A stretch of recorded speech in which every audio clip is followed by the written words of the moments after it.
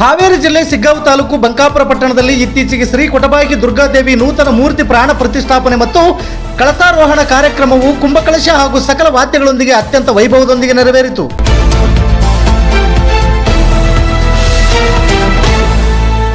ದಿನಾಂಕ 1/5/2026 ಶುಕ್ರವಾರ ಬೆಳಗ್ಗೆ ವಾಸ್ತುಶಾಂತಿ, ನವಗ್ರಹ ಹೋಮ, ದುರ್ಗಾ ಹೋಮ, ನಂತರ ಶ್ರೀ ದುರ್ಗಾದೇವಿ ನೂತನ ಮೂರ್ತಿಯ ಪ್ರಾಣ ಪ್ರತಿಷ್ಠಾಪನೆ ಹಾಗೂ ಕಳಸಾರೋಹಣ ಕಾರ್ಯಕ್ರಮವು ಶ್ರೀಗಳಾದ ರೇವಣಸಿದ್ದೇಶ್ವರ ಶಿವಾಚಾರ್ಯ ಮಹಾಸ್ವಾಮಿಗಳು, ಅರಳಲೆ ಹಿರೇಮಠ ಬಂಕಾಪುರ ಇವರ ದಿವ್ಯ ಸಾನ್ನಿಧ್ಯದಲ್ಲಿ ಹಾಗೂ ವೇದಮೂರ್ತಿ ಶ್ರೀಗಳಾದ ಚೆನ್ನಯ್ಯ ಸ್ವಾಮಿಗಳು ಹಿರೇಮಠ, ಬಾವಿಸ್ ಮಹಲ್ ಕಟ್ಟಿಮನಿ ಬಂಕಾಪುರ ಇವರ ವೈದಿಕತ್ವದಲ್ಲಿ ನಡೆಯಿತು.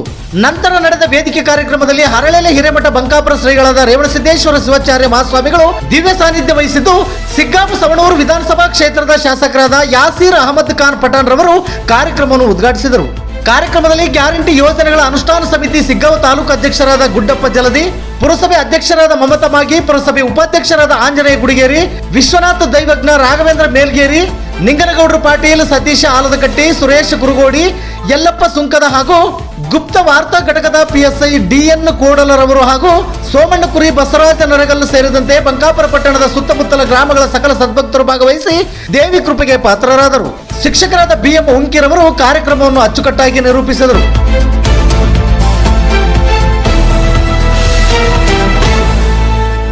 ನಿತ್ಯ ನಿರಂತರ ಸುದ್ದಿಗಾಗಿ ಗರುಡ ನ್ಯೂಸ್ ವೀಕ್ಷಿಸಿ.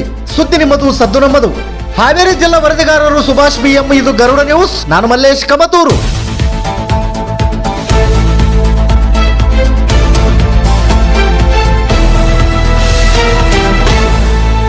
ಶ್ರೀ ಶೇಖಪ್ಪ ಕೊಟಬಾಗಿ ಅವರು ವೇದಿಕೆಗೆ ಬಂದು ಪುಷ್ಪವನ್ನು ಅರ್ಪಣೆ ಮಾಡಬೇಕು. ಶ್ರೀ ಶೇಖಪ್ಪ ಕೊಟಬಾಗಿ ಅವರು.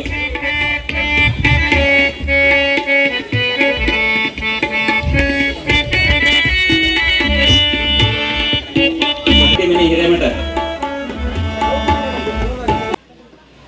ವೇದಿಕೆ ಮೇಲೆ ಬಹಳಷ್ಟು ಜನ ಇದ್ದಾರೆ. ಟೈಮ್ ಹೋದಾಗ ನಿಂತ್ಕೊಂಡು ಕಾರ್ಯಕ್ರಮ ನಾವು ಮಾಡಿದ್ವಿ. ಆ ಸಂದರ್ಭದಲ್ಲಿ ಇಲ್ಲಿನ ತಾಯಂದಿರು ನನಗೆ ಕರ್ಕೊಂಡು ಹೋಗಿ ದೇವಿಯ ದರ್ಶನವನ್ನು ಮಾಡಿಸಿ, ನೀವು MLA ಆದ್ರೆ ಇದನ್ನ ಮಾಡ್ಬೇಕು ನೋಡ್ರಿ ಅಂತ ಹೇಳಿ ನನ್ನ ಕಡೆಯಿಂದ ಇರ್ತೈತಿ.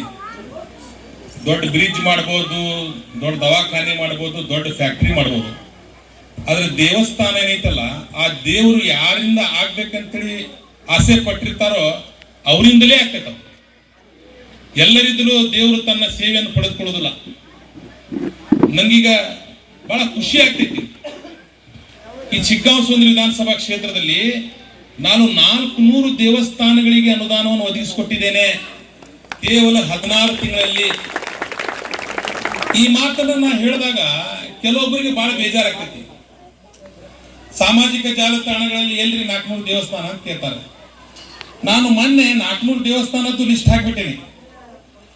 ನಮ್ಮನ್ನೆ ಪಾಣಿಕಟ್ಟಿಗೆ ಹೋಗಿದ್ದೆ.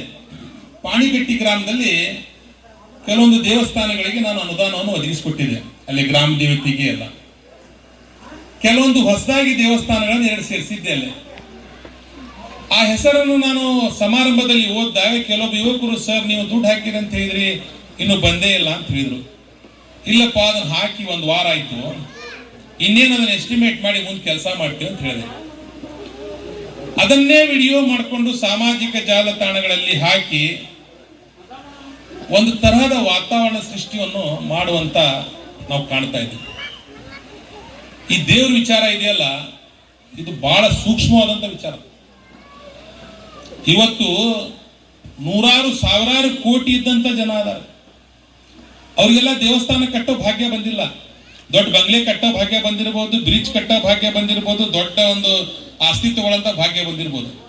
ಅದು ನನ್ನ ಭಾಗ್ಯದಲ್ಲಿ ಸಿಗ್ಗಾಂವ ಸವಣೂರು ವಿಧಾನಸಭಾ ಕ್ಷೇತ್ರದ ಪುರಾತನ ದೇವಸ್ಥಾನಗಳನ್ನು ಕಟ್ಟುವಂತ ಭಾಗ್ಯ ಐತಿ. ಇದು ನಿಜವಾಗ್ಲೂ ತಮ್ಮೆಲ್ಲರ ಆಶೀರ್ವಾದ ಅನ್ನಂತ ಮಾತನ್ನು ಕೂಡ ಈ ಸಂದರ್ಭದಲ್ಲಿ ನಾನು ನಿಮ್ಗೆ ಹೇಳಲಿಕ್ಕೆ ಬಯಸ್ತಾ ಇದ್ದೀನಿ.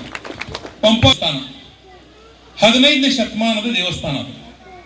ಆ ದೇವಸ್ಥಾನಕ್ಕೆ ಯಾವುದೋ ಒಂದು ಕಾರಣಕ್ಕೆ ಹಿಂಗ ನಾನು ಸ್ವಲ್ಪ ಇಲ್ಲಿಗೆ ಎಲ್ಲರೂ ಬಂದಾಗ ನಾರ್ಮಲಿ ನಾನು ಸ್ವಲ್ಪ ಹಂಗೆ ತಿರುಗೋದು, ನೋಡೋದು, ರಸ್ತೆಗಳನ್ನ, ಇಲ್ಲಿ ಏನೇನು ಅವ್ಯವಸ್ಥೆ ನೋಡೋದನ್ನು ಮಾಡ್ತಿರ್ತೀನಿ.